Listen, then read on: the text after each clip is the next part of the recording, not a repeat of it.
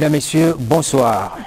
La décentralisation, le transfert par l'État aux collectivités territoriales des compétences particulières et des moyens appropriés reste un champ à explorer pour le développement local. Elle constitue l'axe fondamental de promotion du développement, de la démocratie et de la bonne gouvernance au niveau local. Nous en reparlons ce soir en gardant à l'esprit la mise en œuvre, la mise en place progressive d'une fonction publique locale comme le prévoit le Code général des collectivités territoriales décentralisées. Notre centre d'intérêt, c'est bien sûr l'architecture des emplois locaux et la performance sociale des collectivités territoriales. Nous comptons discuter de manière concrète des profils que l'on peut avoir dans les communes, le type de formation adapté aux besoins de la commune, les rapports entre les organismes d'appui tels que la NACHLA, la National School of Local Administration et les communes, le PNDP, le FECOM, les rapports entre les organismes d'appui à la décentralisation dans le domaine de la formation du potentiel humain. Pour en parler, nous avons avec nous sur ce plateau de scène de presse Jackie Gabriel Kemle-Tcharbou, maire de la commune de Tcham. Bonsoir, monsieur le maire. Bonsoir. Et merci d'être venu. C'est moi qui vous remercie. Je rappelle que vous êtes président du comité d'orientation du Centre technique agroalimentaire du Cameroun, secrétaire général de l'association des raffineurs des oléagineux du Cameroun, enseignant de la coopération décentralisée, du leadership et de la culture managériale à l'université de Tcham. Enfin, vous êtes vice-président de la commission chargée des relations publiques et de la coopération décentralisée au sein de l'association Communes et Villes Unies du Cameroun. Nous avons également un autre maire, Digamo Anthony Mvo, maire de la commune de Oum dans la région du Nord-Ouest. Merci monsieur le maire d'être venu. Merci beaucoup. Je suis content et toujours fier de participer à une émission de la CRTV parce que ça me permet l'occasion de parler de ma municipalité et son développement. Merci beaucoup monsieur le maire. Vous êtes par ailleurs vice-président de l'association des communes et villes unies du Cameroun, c'est cela? Oui, merci. Voilà. Tout à côté de vous, René Daniel Mintia, directeur de la formation à la NACHLA. Nous sommes heureux de vous accueillir, René. Merci. La NACHLA également, par ma modeste voix, se sent honoré d'avoir été associé à cette émission, c'est vrai. René Daniel Mintia est politiste, diplômé de l'Université de Lyon, Lumière 3 et de l'Université Senghor d'Alexandrie. Il est en outre certifié du Centre européen d'expertise et d'évaluation des politiques et programmes publics. Son principal centre d'intérêt est la conception et l'évaluation des politiques de décentralisation et de développement. Il est l'auteur d'un livre que vous connaissez très bien, La décentralisation et les objectifs de développement durable au Cameroun, publié aux éditions Afredite en mars 2019. Enfin, notre quatrième invité, Jacques Messibala. Bonsoir Jacques. Bonsoir Séverin. Merci de répondre à l'invitation. C'est le PNDP qui se sent honoré d'être invité et nous avons bien évidemment choisi de prendre part à cette émission ce soir.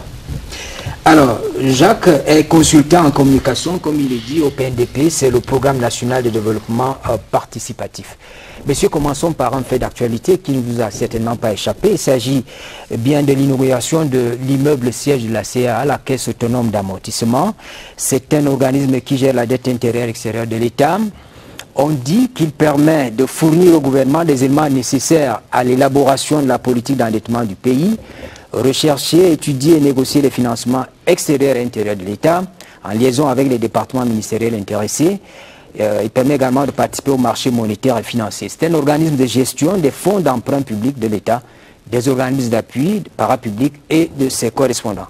Au-delà de l'édifice, monsieur le maire, est-ce que vous prenez la pleine mesure de ce que peut offrir ou offre cet organisme aux collectivités territoriales? Bien entendu. Vous savez, c'est ces derniers temps que les missions de cet organisme ont été densifiées. Nous avons vu à quoi il sert dans d'autres pays. Et aujourd'hui, quand nous savons que la plupart des projets pour lesquels nous nous investissons pour la mise en œuvre nécessitent des contreparties camerounaises, on peut bien comprendre l'intérêt que cette institution peut avoir dans l'accompagnement du financement des collectivités territoriales décentralisées dont nous les maires, nous sommes les principaux acteurs. Et nous disons, c'est bon qu'on ait une institution de cet acabit-là, parce que voyez-vous, on a beaucoup parlé de la dette dans notre pays ces derniers temps. Et l'État a besoin de couvrir moralement les collectivités territoriales. Et ça suppose donc que les investisseurs qui veulent arriver ici, lorsque les projets sont d'envergure, il faut bien cette caution morale. C'est en réalité un engagement que l'État prend. Et on a écouté le maire de la ville de Yaoundé à l'inauguration. Il semblait se plaindre un tout petit peu du fait que les maires ne connaissent pas très bien l'utilité ou s'en servent très peu. Ils ne connaissent pas l'utilité de cette institution. Non, vous savez, c'est une institution que j'ai connue. En dehors de Garoua, en dehors de Bafoussam, peut-être pas les autres. Non, en réalité, vous savez, c'est une institution que j'ai connue depuis très longtemps. J'ai travaillé 15 ans dans un programme, la Banque africaine de développement.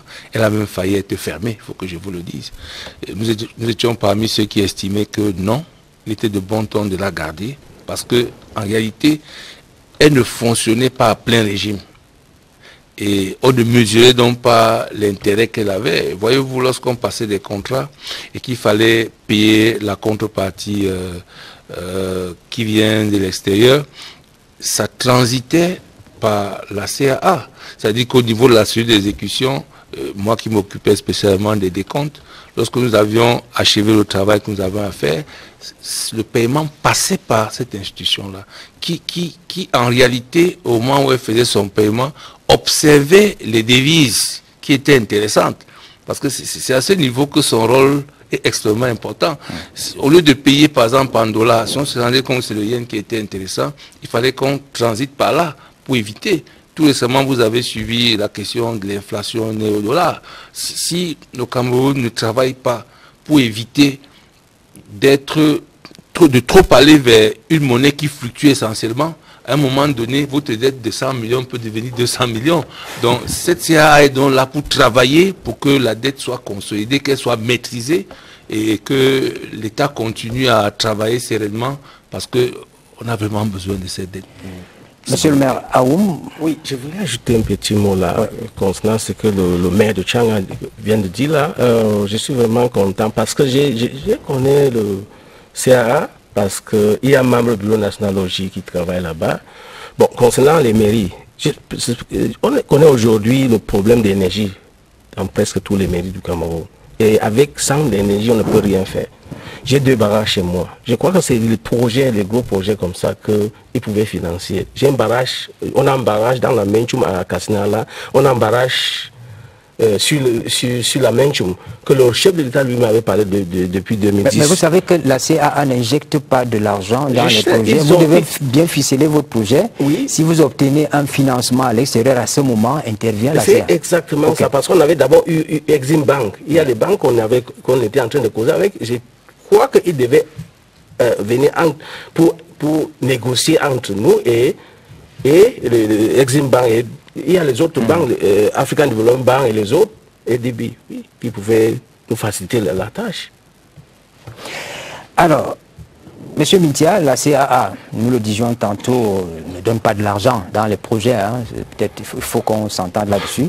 Elle accompagne néanmoins les collectivités territoriales au cadre des projets à financement extérieur. Nous sommes là dans ce que Doka appelle la coopération décentralisée.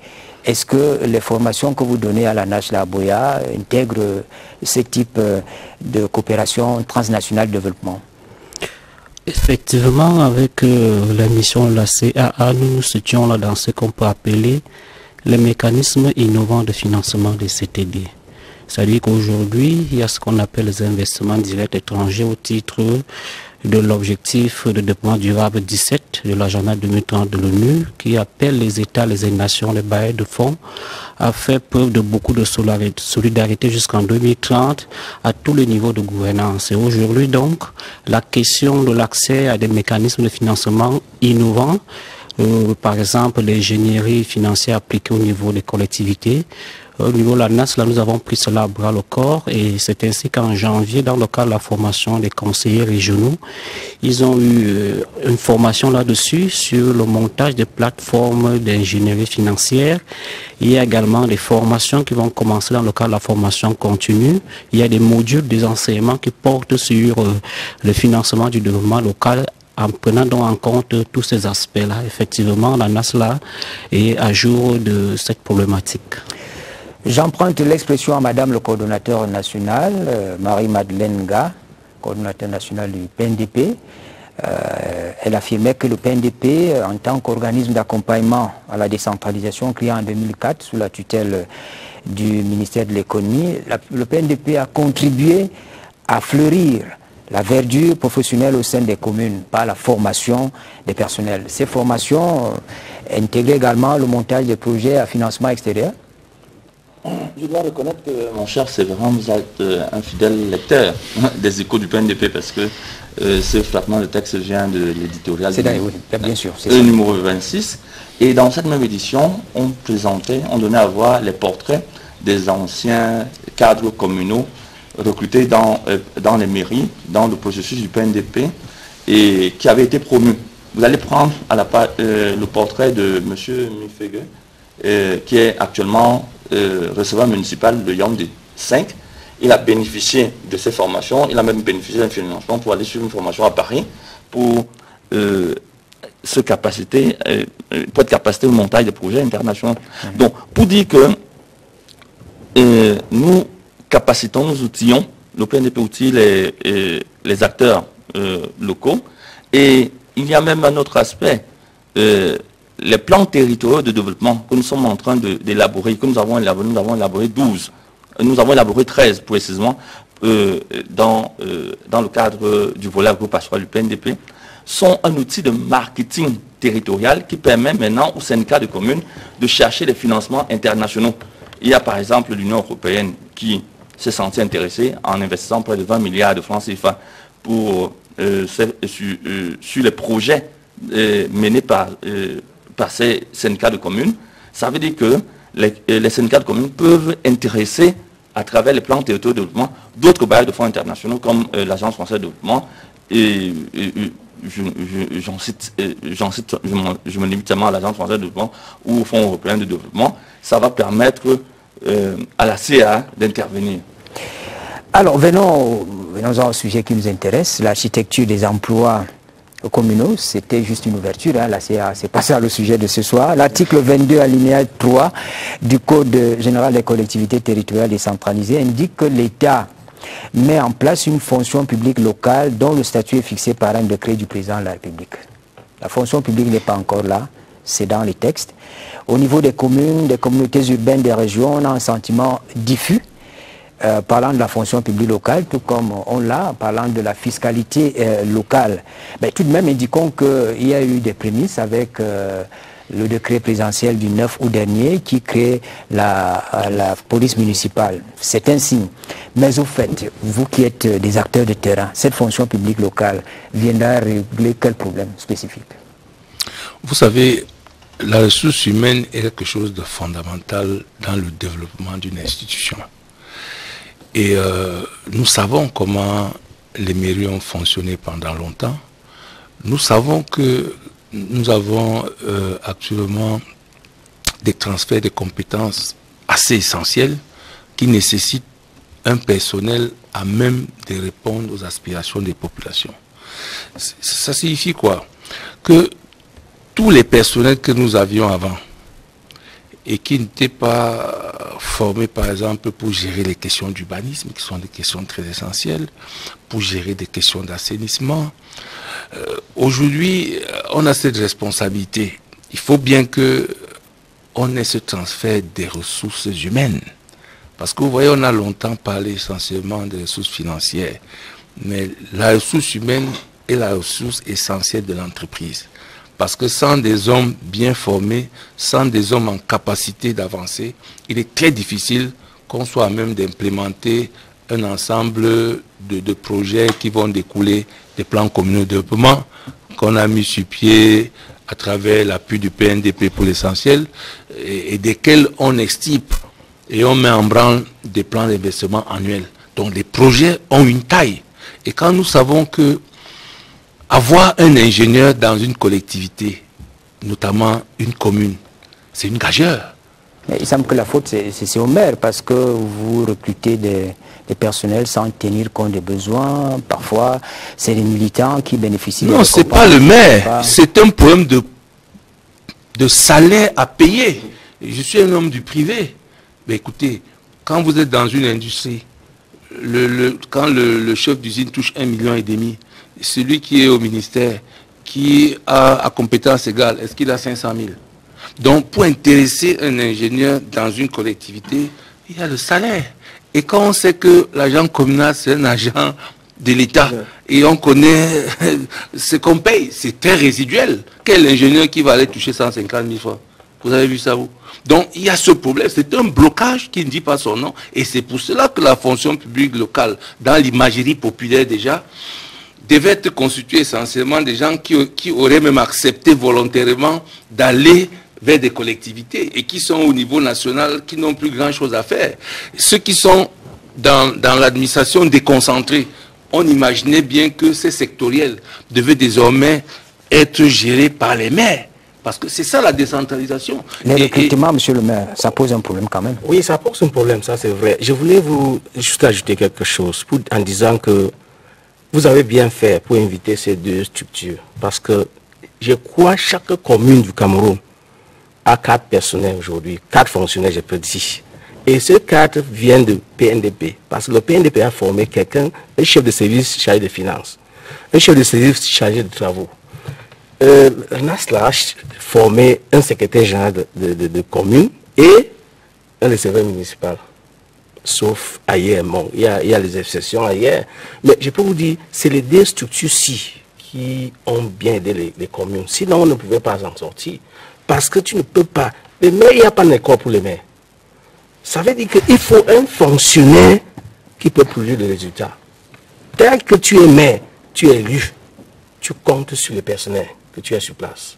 Moi, par exemple, j'ai reçu, je peux dire, j'ai reçu parce que le première année qu'on m'a élu, j'avais un receveur qui maîtrisait bien le fonctionnement de la commune, qui m'ont appris beaucoup de choses. Et s'il y a un mec qui arrive, qui ne connaît rien, je dis que c'est vrai qu'il va échouer. On ne peut pas mentir. Il va échouer. Alors, donc, il faut... les 2 structures forment les gens, mais est-ce que ces 2 structures, vous tenez compte des besoins des communes? Je prends le cas de la NASH là. Les modules de formation, vous vous asseyez à Boya, vous inventez quelque chose et puis vous imposez aux collectivités. Comment ça se passe? Est-ce que les produits de la NASH là sont utiles au maire que vous êtes? Vous laissez qu'il réponde, monsieur le maire. Nous sommes... Ok, ça va. Mais c'est vraiment votre question. Et en ce qui concerne, je commencerai par la fin, les curricula ou les modules de formation. Il faut déjà dire que la NASLA est une nouvelle école qui n'a été créée il y a 2 ans par décret du 3 mars 2020. Néanmoins, la première tâche a consisté à achever la formation de la dernière cuvée des élèves du CEFAM. Et maintenant, nous avons lancé notre tout premier concours. Il va falloir donc former environ 500 jeunes Camerounais au métier de l'administration locale. Pour revenir à votre question, la NASLA ne s'assoit pas. La NASLA, le décret du président de la République, la NASLA dispose des instances pédagogiques au sein desquelles siègent les élus locaux, les maires, les présidents des régions. Et donc, c'est un travail d'équipe qui est fait pour essayer de développer d'abord un schéma organisationnel de la formation articulé sur les filières métiers quand il s'agit de la formation initiale et sur les parcours métiers quand il s'agit de la formation continue. Donc c'est un travail collégial qui est fait avec les élus locaux, avec d'autres partenaires de terrain, l'administration, le Mindevel et bien d'autres acteurs. Pour revenir un tout petit peu sur cette question de la fonction publique, il faut dire déjà que la fonction publique existe déjà. Il faut 2 choses pour qu'il y ait une fonction publique. La première, c'est... Le code prévoit bien sûr la fonction, mais oui, matériellement... Oui, matériellement, elle existe également. C'est-à-dire que pour qu'il y ait une fonction publique locale, on ne crée pas une fonction publique en général. Pour qu'il y ait une fonction publique, il faut déjà qu'il y ait un intérêt public. La Constitution crée donc l'intérêt public local commun pour les communes et l'intérêt pour les régions, intérêt régional. Pour qu'il y ait une fonction publique, il faut qu'il y ait un service public. La Constitution et le Code général créent également des services publics. Une fois que vous avez l'intérêt public, vous avez le service public, automatiquement, il y a une fonction publique. Et donc, à l'heure actuelle au Cameroun, nous avons exactement 374 fonctions publiques locales pour les communes. Chaque commune, une administration communale est une fonction publique. Nous avons 10 fonctions publiques régionales. Il faut donc néanmoins structurer un statut qui pourra permettre donc d'avoir des passerelles, de régler un certain nombre de choses, par exemple comme les mobilités et un certain nombre de choses. La fonction publique également, le statut qui vient, c'est que jusque-là, les communes, on leur a imposé le recrutement par la modalité du contrat de travail, dans le droit privé. Or, il faut bien leur donner la possibilité de recruter le personnel à travers différentes modalités. Là, il peut y avoir un concours, il peut y avoir l'appel à candidature, il peut y avoir un certain nombre de choses.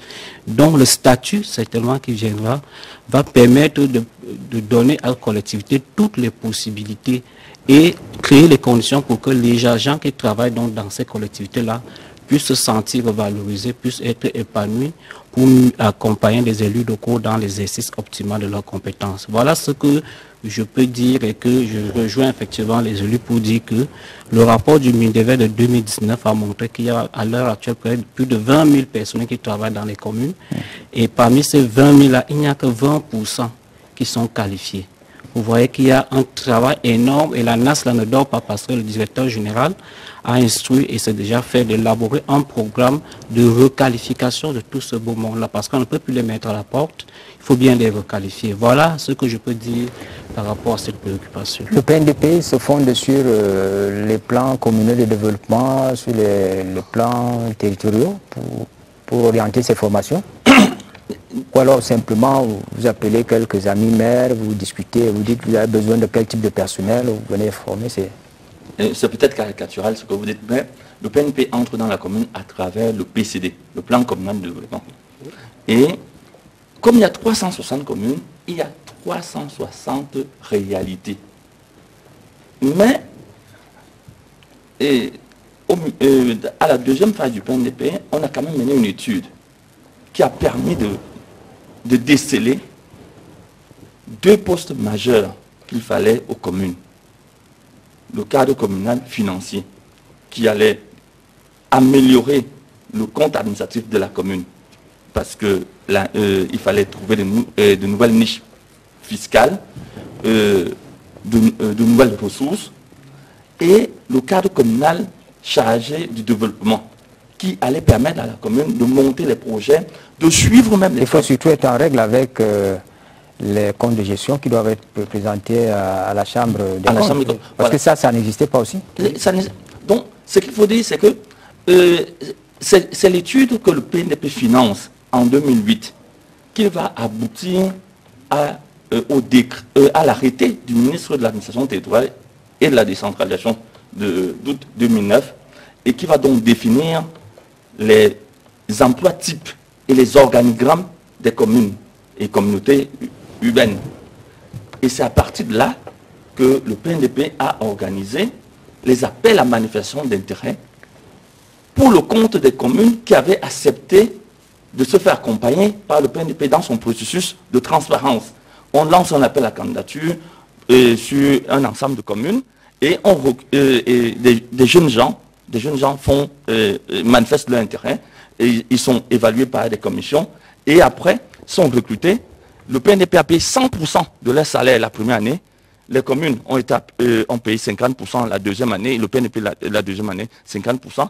La troisième année, ceux qui se sont montrés efficaces, pour ne pas dire que 90% des produits que le PNDP a recrutés pour les communes ont pu voir leur contrat régularisé par un arrêté un acte du ministre de l'administration territoriale, de la décentralisation à l'époque, et même des actes conjoints du ministre du développement local et de la décentralisation et celui de finances. Voilà. Pour dire que le PNDP mène des études minutieuses avant de résoudre un problème.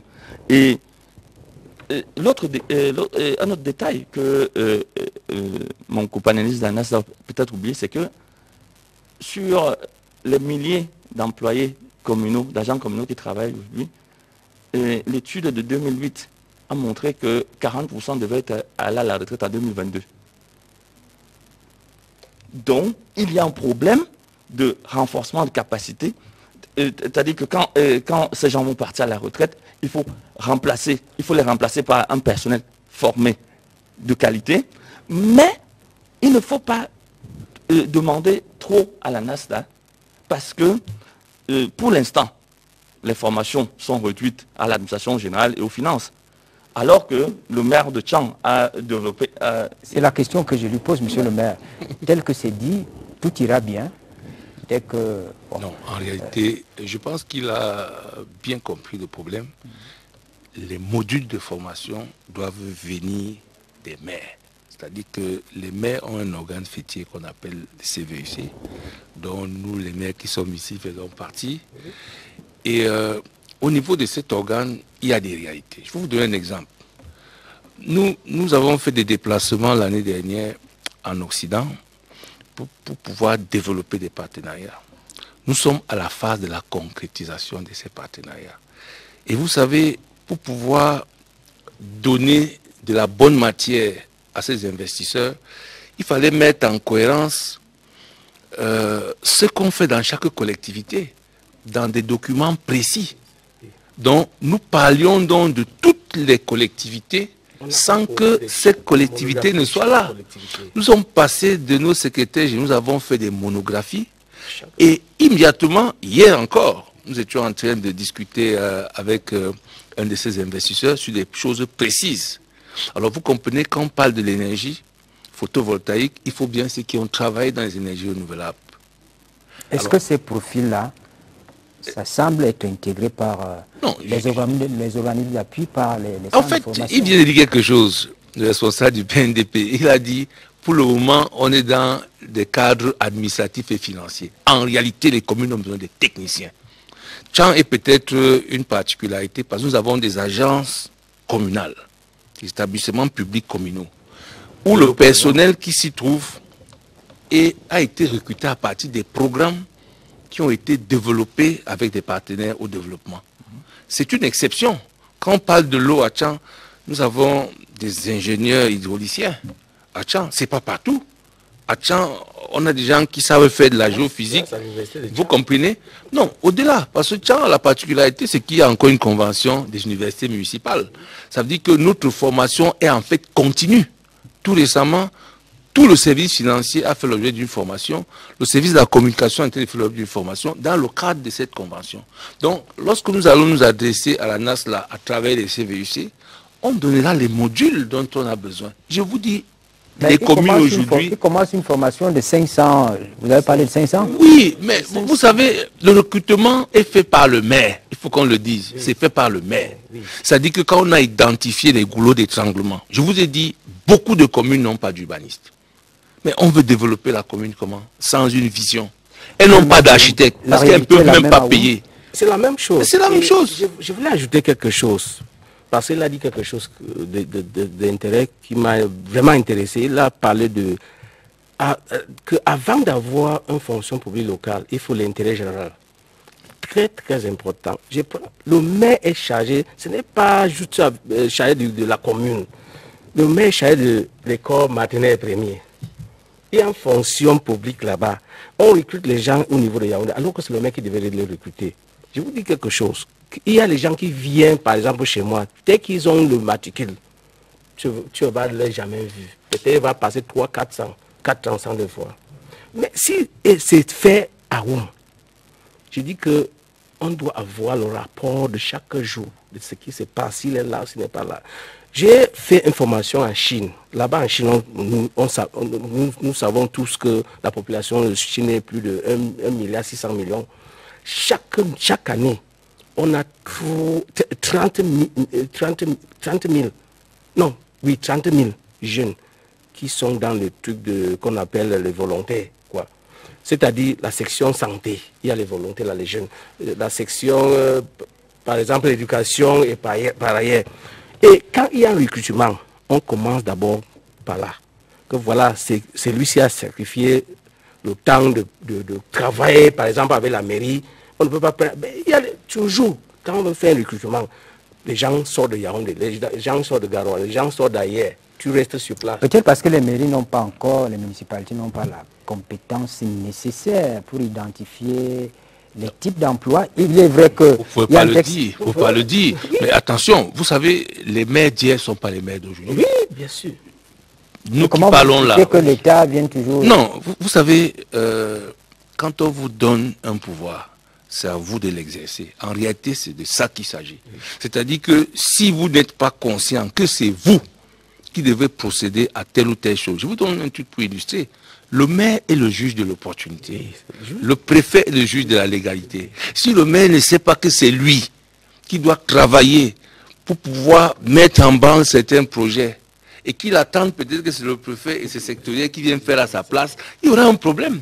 C'est pour ça que le renforcement des capacités dont la NASLA, moi j'ai reçu à Tchang les 10 premiers qui ont été formés à la NASLA, ils sont venus à Tchang, je les ai reçus. Dès que l'école s'est mise en marche, ils sont venus pourquoi? Parce qu'on fait des choses exceptionnelles sur le plan de la gouvernance locale. Et nous sommes conscients que c'est notre rôle. Et nous nous mettons en condition pour pouvoir jouer ce rôle. Vous ne pouvez pas dire que les maires... Non, mais faites attention. Aujourd'hui, la plupart des maires que vous avez, on vous a parlé d'un renouvellement de l'ordre de 60-70%. Beaucoup sont des grands cadres de l'administration. Donc, ils connaissent très bien comment fonctionne l'administration. Ils savent très bien qu'ils sont un démembrement de l'État. Il y a une dimension politique qui vous embrigade un tout petit peu, il ne faut pas oublier ça. Mais vous pouvez avoir la bonne intention de faire du travail, vous devez respecter la discipline. Les recrutements sociaux, ça peut vous bloquer aussi. Mais partout dans ce monde, il y a toujours ça. C'est la raison pour laquelle, dans le processus du PNDP, nous avons lancé, c'est-à-dire quand le PNDP lance l'appel à manifestation d'intérêt, les commissions sont réunies et pour recevoir toutes les candidatures et l'évaluation des dossiers. C'est-à-dire que ce que le PNDP a réussi à faire avec son processus, c'est organiser la transparence. Vous allez voir des jeunes dames, une jeune dame venant originaire de la Salaga Baitim, qui a été receveur municipal à Kolofata.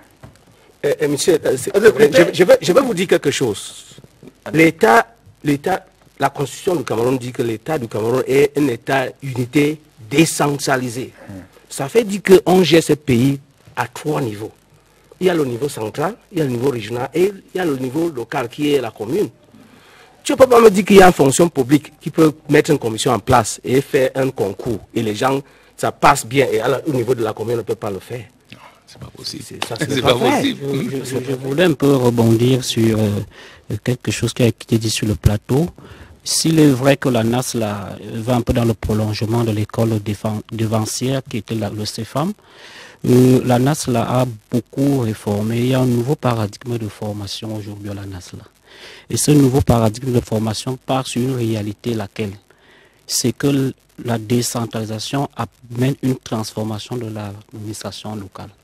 L'administration locale n'est pas que constituée de ce qu'on peut appeler des métiers bureaucratiques. L'administration locale, dans le cadre de la décentralisation, englobe à la fois des métiers bureaucratiques au sens propre du terme et des métiers techniques. C'est pour cela que la NASLA a développé, et ceux qui auront la chance d'être formés, déjà on a des promotions à l'heure actuelle pour la formation continue. On développe ce que j'ai dit tantôt, des parcours métiers dans le cadre de la formation continue. Un parcours métier, c'est que vous partez d'un besoin de compétences.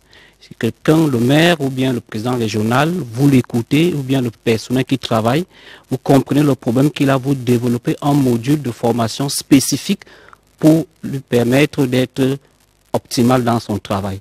Et donc aujourd'hui, les gens sont surpris lorsqu'ils découvrent les plaquettes d'information de la NASLA, ils voient là-dedans santé publique régionale, santé publique communale, ils voient santé environnementale, ils voient paysagiste, concepteur paysagiste, ils voient des choses comme les développeurs économiques et autres, ils sont surpris et les gens viennent dire non, c'est pas ça l'administration, on dit non.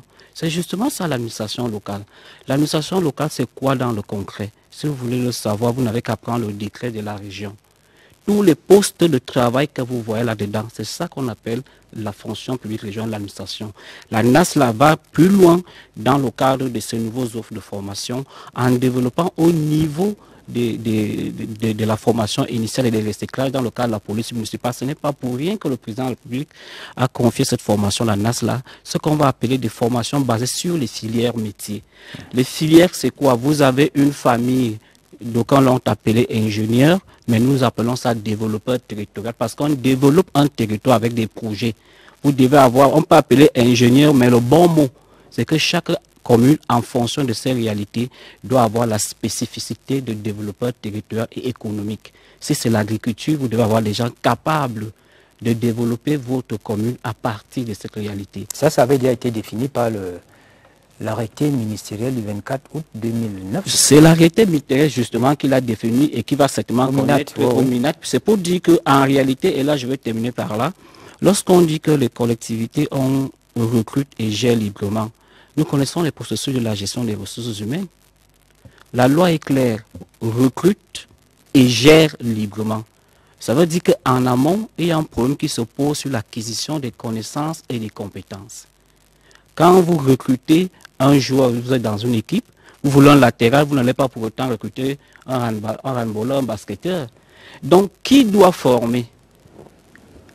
Vous rejoignez la question que je pose. Et justement, donc, la question est donc à ce niveau-là, c'est que quelles sont les compétences aujourd'hui qui sont indispensables à former, à pouvoir, pour aider les communes, pour aider les régions et leurs établissements publics et instances fêtières à pouvoir être compétentes. Et là, la réponse vient donc dans le cas des offres de formation que la NASA est en train de développer et que heureusement, ou malheureusement pour les candidats qui vont un peu traîner le pas, heureusement pour ceux-là, les 300 qui commencent la formation là, au mois de septembre, le 12 septembre, qui travaillent, il ne se passe plus un jour aujourd'hui, depuis qu'on a publié le nouveau paradigme, sans que la NAS la reçoive des candidats qui frappent à la porte.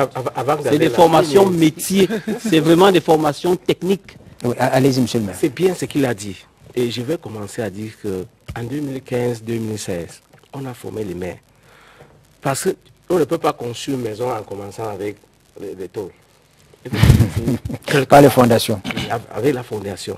On avait formé, je voulais proposer que c'est le PNDP qui avait fait un programme pour former les maires en 2015-2016. Chaque fois qu'il y a une nouvelle couvée de maires, oui, le PNDP forme. Oui, mais malheureusement, depuis le début de ce mandat, on n'a rien fait. Nous étudions la question. Non, non, okay, vous savez, non, mais je me souviens que le ministère, peut-être c'est pour la région du Nord-Ouest, je me souviens que la NAS a été associée pour former les maires pratiquement dans tout le pays. Et là, ce que la NAS a fait, et je peux peut-être le dire au risque de trahir un secret, c'est que la NAS vient également, dans le cadre de son schéma directeur de formation, de mettre en place un programme de formation des élus locaux. Pourquoi? Parce que très souvent, les gens oublient que le maire, en tout cas l'exécutif municipal, l'exécutif régional, c'est un métier. Il y a deux catégories d'élus locaux. Vous avez l'élu qui est membre du conseil et vous avez l'élu qui est membre de l'exécutif. L'élu qui est membre de l'exécutif, c'est un métier. Et il doit être formé à quelles compétences? C'est les questions de pilotage et de management des ressources prioritairement. Non. Pendant que les autres collaborateurs vont être formés sur des questions de développement territorial, de technicité, parce que vous n'allez pas demander à un maire, dans le management des organisations locales, vous n'allez pas demander à un maire d'être en même temps un bon ingénieur, d'être en même temps un bon électricien, d'être en même temps un bon non. Le maire a besoin d'un certain nombre de capacités sur le plan du pilotage des politiques publiques qu'il doit mettre en place et des compétences en matière de management. Quand on dit ressources, elles sont financières, elles sont humaines, elles sont technologiques, elles sont. C'est un peu cette précision-là que je voulais faire. Disons qu'il ne faut pas qu'on s'éloigne de ce qui nous préoccupe. La formation est bien intégrée dans la loi de 2019. La formation. Toute institution a besoin d'une formation continue, une mise à niveau. D'ailleurs, je disais un jour qu'il faut la mise à niveau des autorités préfectorales, parce que beaucoup ne lisent pas suffisamment la loi de 2019. Quand vous voyez comment elles se comportent, vous avez l'impression qu'elles n'ont pas encore lu. Elles ne comprennent pas que les maires, ce ne sont plus les anciens sous-préfets, et que ce sont des gens qui sont élus et qui ont une compétence bien établie. Alors, quand j'ai dit ça, le maire, c'est un manager. Quand je suis à Tchang, je suis comme dans une industrie. Bien sûr. Et j'ai dit, nous serons dans une administration de production. C'est ce que nous demandons ici à Yaoundé, qu'on ait une administration de production. Et pour une administration de production, on a besoin de ressources qui sont à même d'accompagner donc le manager qui est le maire, qui gère non seulement les biens, mais il gère aussi les personnes. Et ce n'est pas lui qui va faire le travail. Je vous ai dit, j'ai pris des exemples clairs. Si aujourd'hui, Tchang s'est positionné comme un leader dans la question de la coopération décentralisée, C'est parce qu'on a compris très vite ce qu'il faut faire. Et on s'est libéré très vite. Parce que les maires doivent se libérer. Et il ne faut pas qu'on continue à les étouffer. Donc, quand je dis, quand vous êtes dans une collectivité aujourd'hui, regardez tous les bidonvilles qu'on a dans la capitale. Regardez le désordre qu'il y a. On a l'impression qu'il n'y a pas d'urbaniste à Yaoundé. Si, mais monsieur le maire, permettez-moi d'avancer. Permettez-moi d'avancer. La police municipale organise. Non. Tant que vous n'avez pas une fonction de maintien de l'ordre. Non, écoutez. Si vous faites quelle architecture dans une ville, écoutez, vous aurez un problème de désordre urbain. Permettez-moi d'avancer. La police municipale vient en complément, en appui des efforts que les maires font au quotidien. Vous savez pas que la police municipale, elle n'était pas encore, le nouveau décret je vous ai dit, au-delà des décrets, c'est une question de performance. Je vous ai parlé d'une convention d'université municipale. C'est un exemple que nous essayons de partager au Cameroun. C'est-à-dire que Yaoundé a eu des universités. Mais est-ce que les maires se rapprochent de cette université-là pour se faire accompagner? N'oubliez pas que l'université de Tchang, c'est la première de l'Afrique centrale. Et elle est très opérationnelle. Je vous ai dit, toute la chaîne financière a fait l'objet d'une formation. Et c'est des hommes de cabinet, hein. Ce n'est pas des fonctionnaires entre guillemets, comme on dit. C'est des hommes de cabinet. Nous sommes sur le plan de la communication. Vous savez que nous sommes une commune qui communique suffisamment. Et nous estimons que ça ne suffit pas. On les envoie encore à la formation. Maintenant, la NASLA, en fait, la NASLA, c'est comme les NAM. Non. Faut pas qu'on tombe. Non. Permettez-moi d'avancer. Monsieur le maire. Non. Justement, laissez-moi avancer. La NASLA n'est pas les NAM. C'est à faire une appréciation. Attention. La NASLA, c'est les NAM. C'est l'école de police. C'est l'école de travaux. C'est l'école des infirmiers. Mais laissez terminer. C'est l'école qui est chargée. Permettez-moi d'avancer. Permettez-moi d'avancer. Quand je dis non, je vais vous expliquer. Quand je dis comme ce que je veux dire, c'est quoi? On n'apprend pas le métier là-bas. Si. Permettez-moi d'avancer. Est-ce qu'on apprend le droit à l'ENAM? Je vous donne un exemple. Est-ce qu'on apprend le droit à l'ENAM? Ce sont les procédures. Parce qu'une administration, c'est les procédures. Si vous ne connaissez pas les procédures, vous ne pouvez pas fonctionner. La connaissance que vous avez eu à acquérir quand vous étiez en faculté, quand vous étiez à Polytechnique, ce n'est pas à la NASLA que vous allez apprendre à faire un calcul de centre de charge. Vous savez déjà faire ça. Mais on va vous dire à NASLA, écoutez, vous êtes maintenant dans une fonction publique locale, comme vous l'expliquez très bien. Et si on ne fait pas attention, on va tomber dans le même pétin. C'est ce que je voulais dire. Je n'ai pas fait une mauvaise caricature de votre école. La preuve, j'ai reçu vos étudiants, 10, je les ai reçus. Ils sont venus pourquoi? À Tchang, vous avez au minimum 60 personnes qui sont dans la formation académique. Parce qu'on a des outils qui permettent à ce qu'ils soient opérationnels. C'est-à-dire que vous leur avez donné toute l'architecture intellectuelle là. Maintenant, pour opérer, il va arriver à l'agence de l'eau et de l'énergie, il va arriver à l'agence de ressources humaines, il va arriver à la base nautique, il va arriver à l'office de tourisme. Ce qu'on lui a dit là-bas, il verra comment ça se passe concrètement. Et ces rapports sont importants pour nous. Parce qu'en fait, c'est lui qui nous dit, ce que vous faites là, c'est déjà ça, mais voilà comment vous deviez faire parce qu'il y a eu l'input qu'il a reçu de la NASLA. C'est nous qui définissons ce que nous voulons au regard de nos besoins. On vient donc vers vous pour cette formation qui est continue, qui ne doit pas s'arrêter. C'est extrêmement important. Mais si on pense qu'on va nous reverser des gens dont nous n'avons pas besoin, que nous n'avons pas demandé, on va tomber dans la même foutaise. Alors, on va continuer. Parmi les défis qui... Oui, je vous donne la parole après, le temps juste de prendre cet élément. Parmi les défis qu'impose la décentralisation, il y a la qualification du personnel communal, l'observation, nous fait comprendre que le recrutement dans les communes obéit aux critères parfois subjectifs. Je l'ai dit tout à l'heure, vous m'avez repoussé, mais je crois que c'est un peu ça. Nous allons dans une commune, on va donner la parole à Dada Fadimatou, qui est maire de Mayo d'Arlé, dans la Dama, où elle parle justement du phénomène, comment elle vit ce phénomène dans cette partie du pays. Et c'est un reportage de Michel Renaud Owanja.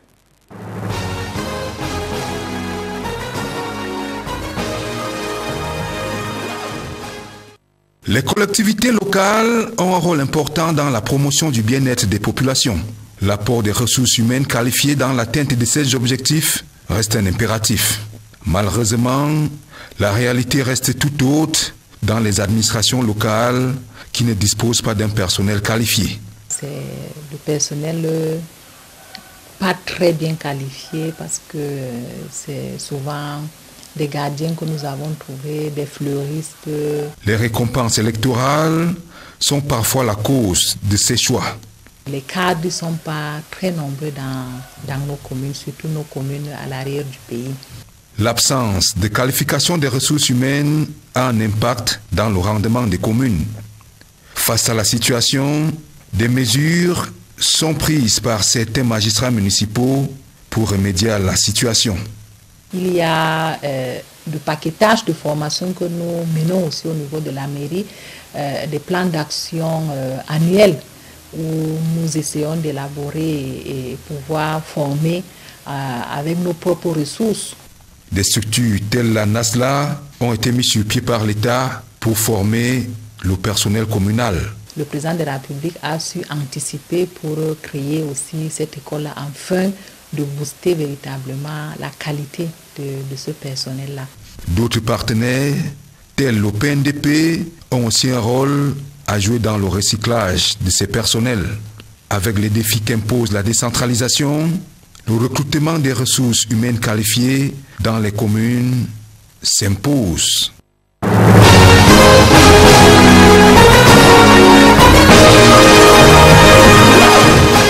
Alors, on se retrouve donc pour dire qu'il y a un problème entre... Il semble ne pas avoir une adéquation entre les besoins exprimés par les communes, les municipalités, les régions et les formations que le PNDP, la NASH la donne. C'est ça le nœud du problème. Et je disais, peut-être que le maire va encore me repousser, je disais que les maires n'ont pas les mains libres. Je prends un cas simple. Est-ce que, je ne sais pas de quel parti vous êtes, vous n'êtes pas prêt à prendre quelqu'un qui n'est pas de votre parti, même s'il est ingénieur?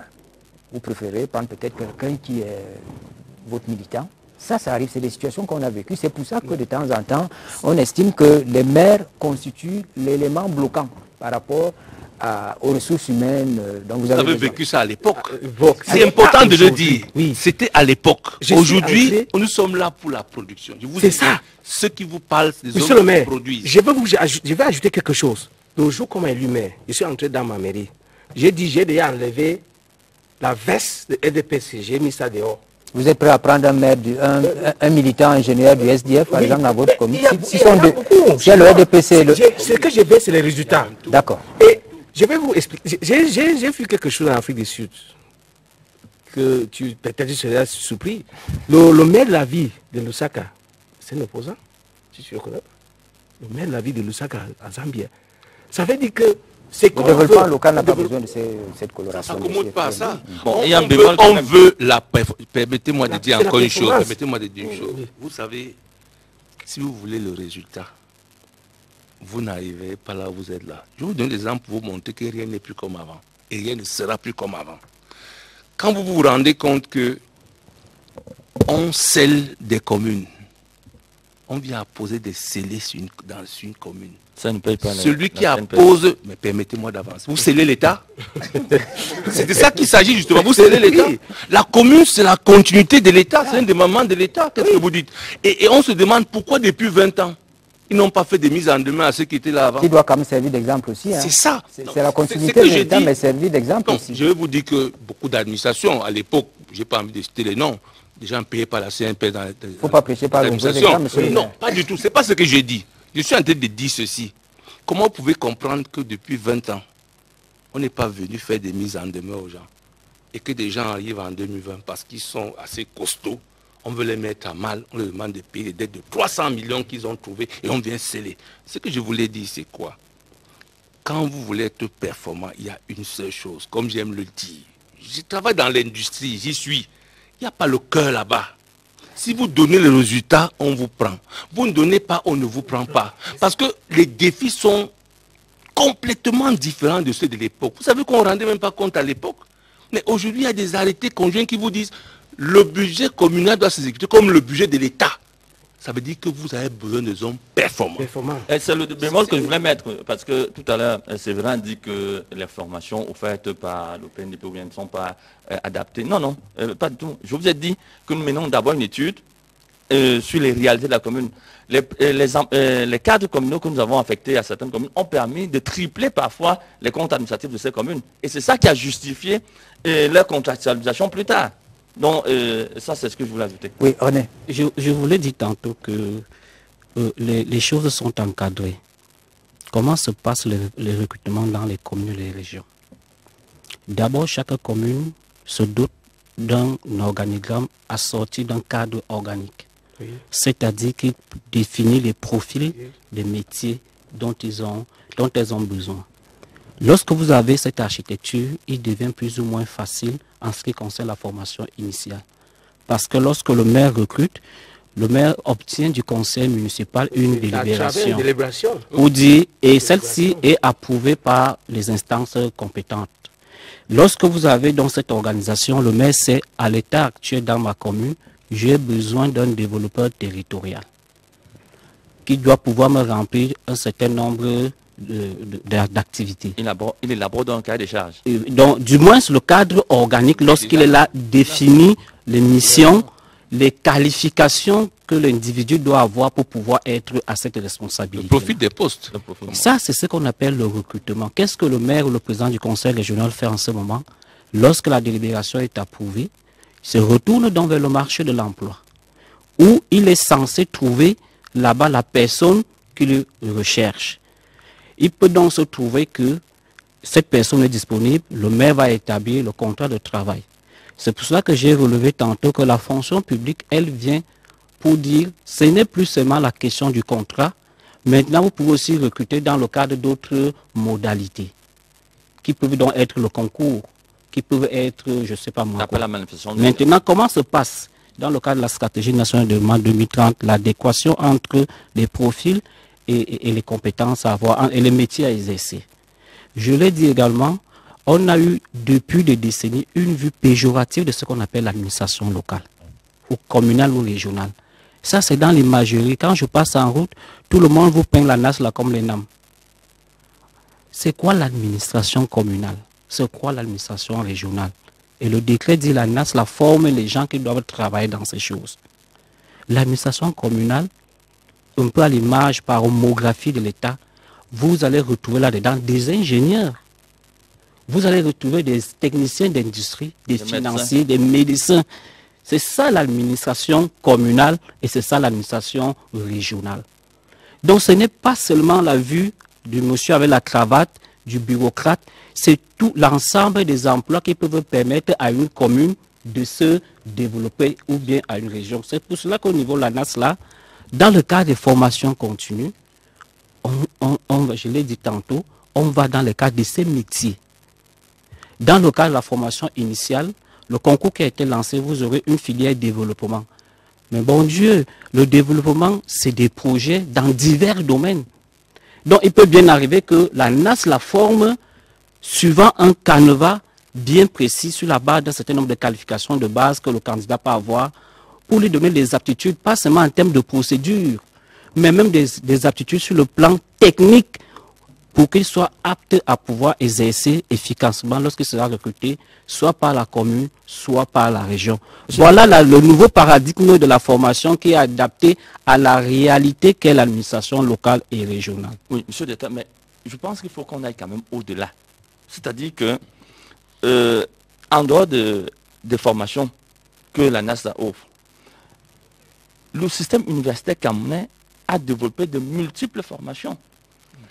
Donc, le problème qui se pose aujourd'hui pour asseoir la fonction publique locale, ou bien les fonctions publiques locales et régionales, comme le directeur disait, c'est d'une part, travailler sur la déconcentration. C'est-à-dire que permettre, faire en sorte que les agents de l'État, les employés de l'État, qui sont dans les structures déconcentrées, puissent être pris en charge par les communes, d'une part. Et d'autre part... Et ça, il vous faut le transfert des ressources. Oui, transfert des ressources. Oui, afin que les communes... Vous posez un autre problème. Oui, afin que les communes et les régions puissent avoir les moyens de prendre en charge ces personnels-là. Mais maintenant, il y a un autre aspect. Permettre à ce que les communes et les régions puissent développer des conventions avec le système universitaire en place pour pouvoir offrir de la ressource humaine qualifiée. Parce que, prenez un exemple, je suis très heureux d'être avec le directeur des études de la NASA qui vous parle de tout le cycle de formation. Mais nous, au PNB, on a créé 20 radios communautaires dans 20 communes dans ce pays. Il a fallu mettre plusieurs formations, c'est-à-dire capacité des jeunes gens qui vont travailler dans ces radios communautaires pour qu'ils soient à mesure d'être efficaces et performants. Et après, les communes ont pris le relais pour payer les salaires de ces communes, de ces agents. Or, la NASA ne forme pas encore des journalistes ou bien des animateurs.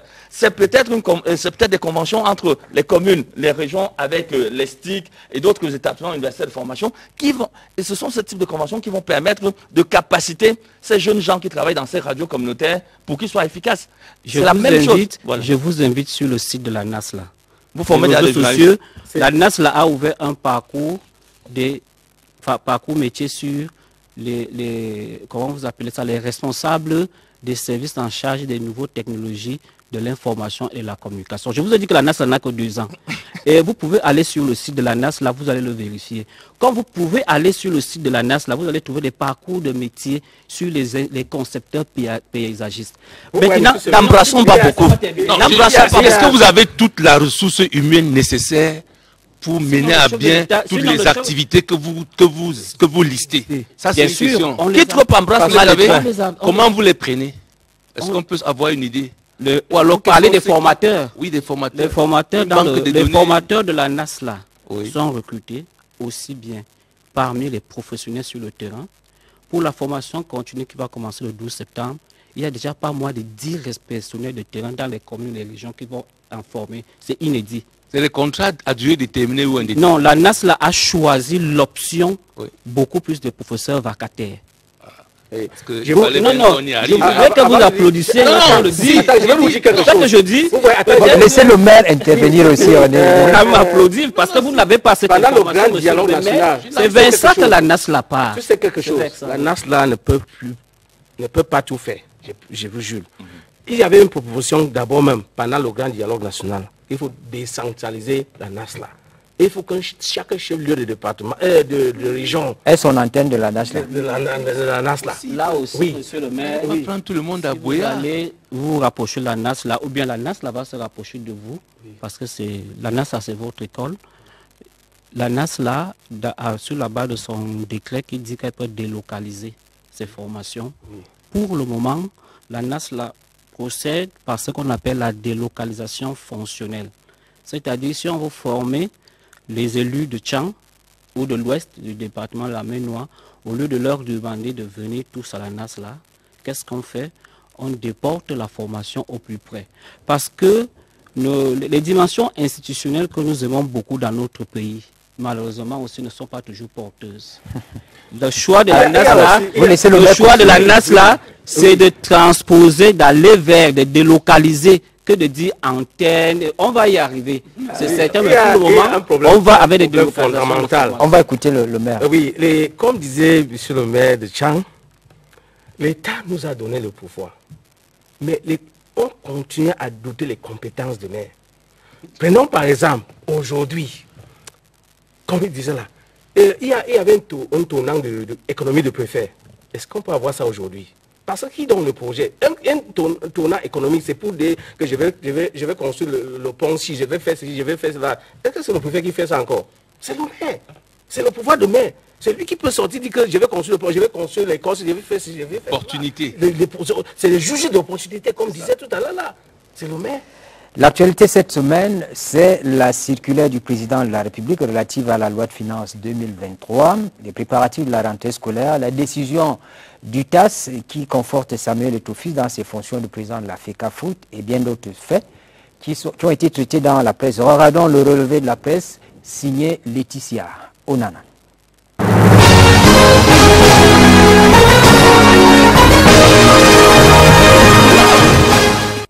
Ouvrons notre cahier d'actualité hebdomadaire avec Cameroun Tribune qui revient de fond en comble sur la circulaire du 23 août 2022 signée par le président Paul Biya. Elle fixe, si l'on s'en tient au quotidien bilingue national et à défis actuels, les priorités de la loi de finances 2023.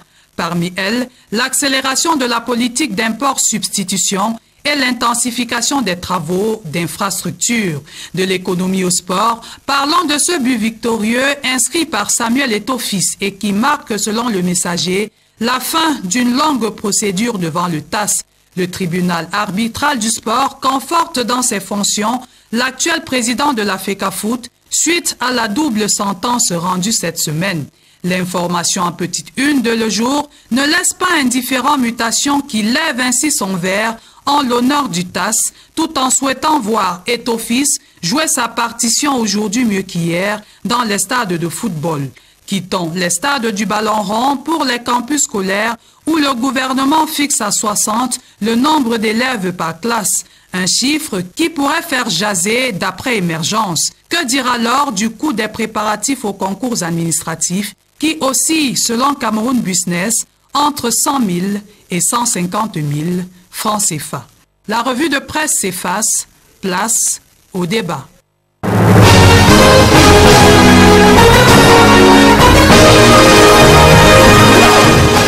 Pendant la préparation de ce programme, nous sommes tombés sur un article de Innocent Kolo Badibeno et Jean Colbert Aomondongo, publié dans la revue Monde en Développement en 2017. Retenez bien la date. Cet article examine le lien entre les pratiques de gestion des ressources humaines et la performance sociale des collectivités au Cameroun. Il met en évidence l'intérêt des collectivités à orienter leurs pratiques managériales vers le développement et la simulation des compétences dans le but de garantir un développement harmonieux des différentes localités. L'étude montre que pour parvenir à un véritable développement local, les exécutifs municipaux doivent accorder un intérêt particulier aux actions de développement et de simulation des ressources humaines, que sont la formation, le recyclage et les stages. Est-ce que nous sommes dans la logique des plans de formation dans les collectivités? Est-ce que ça ne fait pas un problème? Est-ce que vous y pensez, vous qui êtes responsable? Non, mais ce que je veux déjà vous faire savoir, c'est qu'en prélude à chaque tenue de session, il y a une formation. Parlant du cas de Tchang. La formation, d'ailleurs, le ministre a bien voulu le rappeler. Il faut que ce soit une réalité telle que la loi le requiert. Et je vous ai dit, il n'y a pas une institution qui puisse fonctionner sans des ressources humaines en capacité. Les conseillers municipaux, le personnel communal, de façon constante, et c'est à ce niveau que la NASLA va nous intéresser. C'est-à-dire que si on n'a pas réussi à avoir dans le cadre de notre convention municipale, pour le cas de Tchang, des personnes aptes à nous accompagner dans un type de formation, on va simplement se trouver là. Et c'est nous qui devons leur dire, écoutez, on a un problème sur le plan de la gestion, par exemple, du système d'information. Vous savez, c'est une chose qui existe dans la commune de Tchang. Le système d'information géographique. Si vous venez à Tchang, vous dites, je vais investir dans le domaine de l'hydraulique. On va vous dire, c'est dans tel village où la norme n'est pas respectée, où tu as 1000 personnes qui n'ont pas un point d'eau. Voilà des choses dont les communes ont besoin et pour lesquelles la NASLA sera certainement interpellée. Parce qu'aujourd'hui, quand vous allez vers un investisseur, vous lui posez un problème sans des données statistiques qui sont fiables, il est très difficile qu'il vous écoute. Et à ce moment donné, on va dire, monsieur le directeur de la NASLA, nous venons vers vous solliciter la capacitation de telle catégorie d'agents et ils vont nous dire peut-être quel est le niveau, quel est ceci, quel est cela. Et c'est ça qu'on attend d'eux en fait. C'est-à-dire que le personnel existant, qu'on ne peut même pas densifier parce qu'on n'a pas les ressources humaines suffisantes. Justement, je pose la question dans la perspective de la mise en place de la fonction publique. Elle existe déjà, mais on veut qu'elle soit opérationnelle, qu'on le ressente, que le maire ait vraiment les coups de phare pour recruter des gens dont il a besoin. Qu'est-ce qu'on va faire du personnel existant? Est-ce qu'on a pensé à cela dans les organismes d'appui que vous êtes? Qu'est-ce que vous allez faire des effectifs que vous avez sous la main là? Non, nous vous avons dit que nous les capacitons déjà. Parce qu'il y a un type d'effectif qui n'existait même pas. Et ceux qui sont là ne peuvent pas jouer le rôle de ceux dont on a besoin. Il a parlé des ingénieurs développeurs. Ce sont des nouveaux termes qu'on a dans la gouvernance locale. Ça veut dire qu'on n'en a pas parce qu'on ne pouvait même pas recruter. Personne ne pouvait les payer. Donc il y a même un problème de réforme du statut du personnel communal. Et on ne peut pas continuer à arrimer cela à ce qu'on a dans la fonction publique ici. Il n'y aura personne qui ira travailler en Gemenduka en tant qu'ingénieur ou à Kolofata pour gagner 100 000 ou 120 000. René. Ça, le problème. Oui, Séverin, comme le maire le dit si bien, la compétence, la performance d'une collectivité territoriale, commune ou région ou leurs établissements passe effectivement par des ressources humaines qualifiées. Il y a d'abord le système d'entrée, la formation initiale de base qu'il faut. C'est-à-dire avant que le maire vous recrute ou le président du conseil régional, vous devez avoir dès le départ une compétence et des connaissances adaptées au métier pour lequel il veut bien vous recruter. Ma question porte sur ceux qui sont déjà maintenant, ceux qui sont déjà là. Est-ce qu'on va... Et donc, sur la base du rapport du Mindevel que nous avons eu analysé, il y a beaucoup dedans qui sont des universités, qui ont été dans les universités, et on peut bien s'interroger sur, je ne sais pas si pour autant, toutes les 360 communes du Cameroun aujourd'hui qui ont recruté ces personnels-là ont pu vraiment, sont des modèles, comme la commune de Tchang. Bon, donc, je vais terminer, c'est pour dire, pour cela, j'ai dit tantôt, la NAS a mis en place des parcours métiers sur la formation continue.